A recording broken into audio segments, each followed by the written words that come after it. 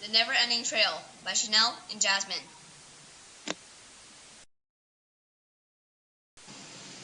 Chapter 1. One morning in New Jersey, a little 5-year-old girl was asleep. The roosters croaked, the roosters crowed, the frogs croaked, and the birds chirped. Rosabella opened her sweet, tiny, and gentle eyes. She sat up and said, "Good morning, world." Then, when the cars drove and the streets were busy, Rosabella said, "Ah, the world is awake." Rosabella looked around her pink-walled room and noticed a picture of her parents. She looked into the leafy green eyes. Her eyes were as blue as the sparkling clean ocean. She remembered that her mama was at the hospital waiting for her new sister to be born, and her dada was fixing the baby's room. She knew she could go outside. Rosabella noticed a black van with masked people. She started to run, and they began to chase her. They caught her and threw her in the back with two more robbers that pinned her down. "Where do you live, little girl?" asked the robber in the passenger seat. She replied, "Derp, derp, derp, derp, derp, derp, derp, derp, derp." "Be quiet back there," shouted the driver. "Derp, derp, derp, derp, derp, derp, derp, derp, derp, derp, derp, derp, derp, derp," she replied. "She pull over and throw her into the woods," shouted the passenger. They dropped her off in the woods and stared as they drove slowly. They crashed into a tree with their heads poking out of the windshield, and glass was everywhere.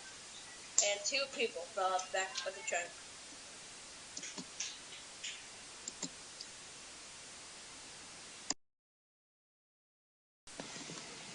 Chapter 2. Rosabella wandered around the woods, found a doggie, and said, "Doggie, doggie, come here, doggie." The dog ran away to a stranger's house and returned with a shovel. Rosabella started digging. She decided to save animals that the strangers abandoned. It took her 2.5 weeks to finish digging tunnels. She went around looking for endangered animals, bringing them to the tunnels, and even connecting the tunnels to the river so the fish can swim in and out. A few animals died, so she made clothing out of fur. She also gathered stream water to drink. She continued to do this for days, months, and years. She didn't know when, but she had been in scary woods for 5 years. She homeschooled herself, and it was a success because she was able to multiply, divide, add, and subtract, and do long division. Rosabella was perfect at it, and she could read and write. She was living a happy life with her animal friends. One day she wanted to make a cake to celebrate Rabbit's birthday, but she felt super sad and jealous of Rabbit and his birthday. She forgot when hers was. She discovered that she had no berries left, so she went to go get more.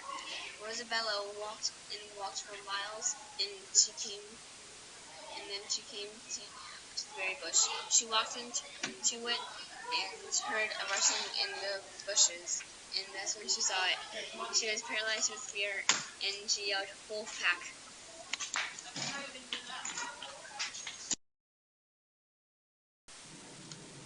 Chapter 3. Fearful of her life, Rosabella turned and ran to her underground tree home, and tried to run to her underground tree home. But the wolves followed her. She went into a tree, but the wolves broke it down. The wolves caught up, and she ended up falling down a waterfall. The wolves lost her, and when she got out of the river, the wolves found her because of the sound she made.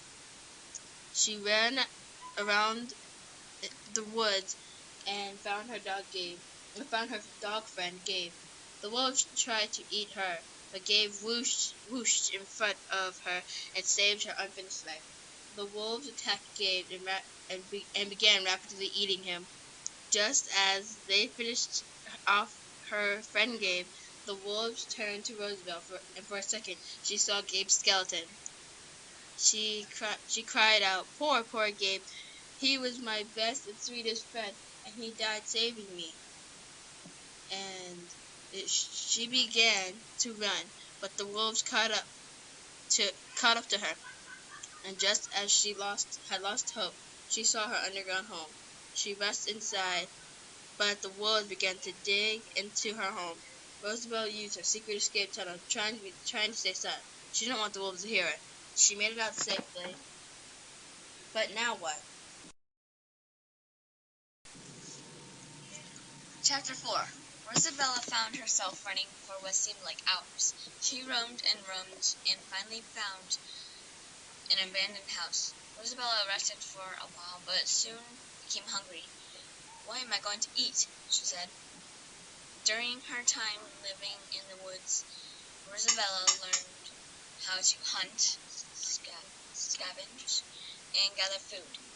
To others, this may seem odd for a 10-year-old to be able to take care of themselves with no help from others. She made a spear out of a sharpened branch, and after a while she caught 3 little fish. There was plenty of water and a nearby stream for Rosabelle to drink and clean herself. Rosabelle made a fire and was able to cook her fish. After a while she fell asleep in the house and was awoken by a large, deep voice screaming, "Get out of my house!" Rosabelle was frightened and rushed out of the house as quick as can be. On the way out of the house, the man realized that Rosabelle had taken all of his fruit and a fur bag. The man jumped into his car and began to chase her. Rosabelle ran with all her might, with tears running down her face.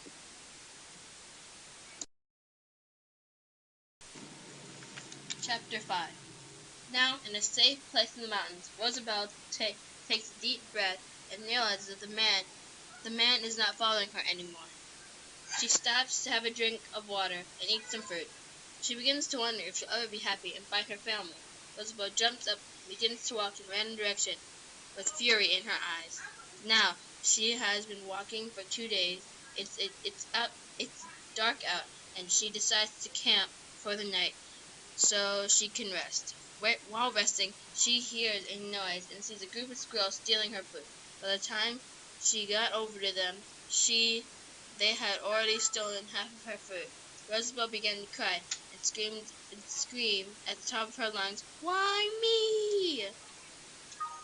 As day breaks, she decides to give up and lays in the camp and finds for her camp and made for 1 whole day. Suddenly, she smells smoke and goes to investigate. Stumbling through the mountains, Rosabelle sees a road and takes off toward the smell of smoke. She hears she starts to hear cars, kids playing outside, and sees houses off in the distance. Is the hallucinating, or is this real?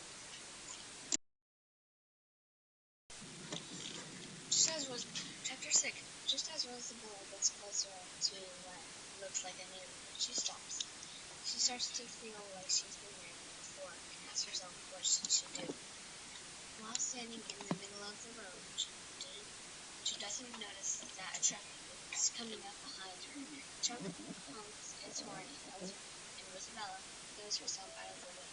She gets up and starts walking towards the neighborhood, but still in the back of her mind, she wonders if this is a good idea.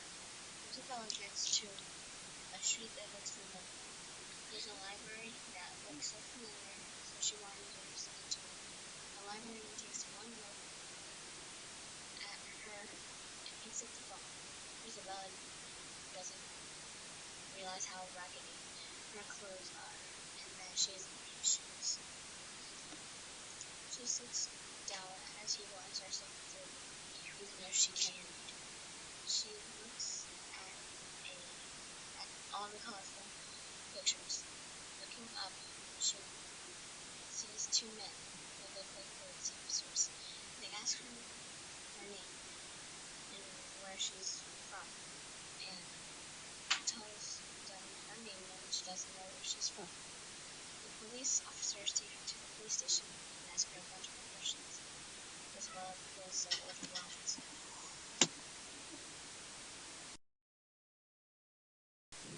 Chapter 7. Still sitting in the sitting in the police station, Rosabelle begins to cry and asks what's going to happen to her. A nice police officer comes and sits beside her and whispers, "We found your family." Rosabelle stares because she is uncertain what the officer means. Time passes. A curly-haired man with a red shirt, a beautiful woman wearing a dress with flowers, and a little brown-haired girl approach Rosabelle. "We are your mom, dad. We are your mom and dad, and this is your sister," they say with tears streaming down their face. She stares at them and remembers their faces. "You are my family," she screams and begins to give them the biggest hug ever. They all get in the car and go home. On the ride home, they tell Rosabelle that they have been searching for her for 5 years, and that they have never gave up hope that they would find her. Rosabelle sits quietly and thinks of how she could have been, how life could have been how life could have been if she never got kidnapped. Her parents ask her tons of questions, and they want to know everything. Rosabelle says nothing. When they went home, she finally says, "I'm glad to be home, and I hope my room still is the same." Her parents smile, and they hold hands while they walk through the house.